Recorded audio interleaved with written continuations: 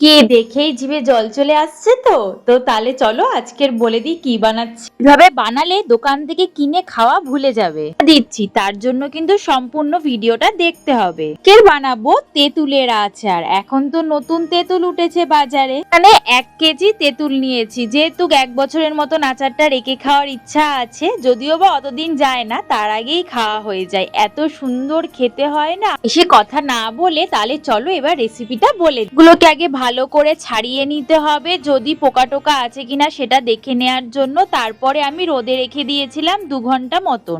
খোলায় ধনে, জিরে, শুকনো লঙ্কা, 5 ফোড়ন ভেজে নিয়েছিলাম। ভেজে সেটা ড্রাই রোস্ট করে নিতে হবে। এর গন্ধটাই ভাজা মশলার উপরেই কিন্তু নির্ভর করবে, তা বলে আবার বেশি ভাজা মশলা দিয়ে দিলে চলবে না। আচারটা বানালে অনেক দিন থাকে আর সময়টাও খুব কম লাগে। খুব একটা তেল লাগে না, সর্ষের তেল অল্প একটু ফোড়নটা দেওয়ার জন্য দিয়েছি, 2টো শুকনো লঙ্কা আর একটু 5 ফোড়ন দিয়ে তারপরে আমি এখানে গুড়টা দিয়ে দিয়েছিলাম। এখানে আমি আখের গুড় নিয়েছিলাম। আমি 1 কেজি তেঁতুলের জন্য 1 কেজি গুড় এনেছিলাম, কিন্তু তেঁতুলের টকের উপরে নির্ভর করে গুড়টা দেওয়া হবে। বেশি টক খেতে পারলেও বাড়ির সবাই তো অতটা টক খেতে পারে না, সেই জন্য আমি এখানে গুড়ের পরিমাণটা বেশি রেখেছিলাম। ওই 900 মতন গুড় আমি এখানে ইউজ করেছি। গুড় এমন একটা জিনিস, যত পুরনো হয় টকের ভাবটা তত বাড়ে। গুড়টা গলে যাওয়ার পর অল্প একটু জল দিয়েছিলাম, নাহলে একদম ঘন ঘন হয়ে যাবে। যখন গুড়টা ফুটে উঠেছে তখন উপর থেকে আমি একটু ভাজা মশলা দিয়ে ভাজা মশলাটা নেড়ে তারপর এখানে তেঁতুলগুলো সব একে একে দিয়ে দিয়েছিলাম।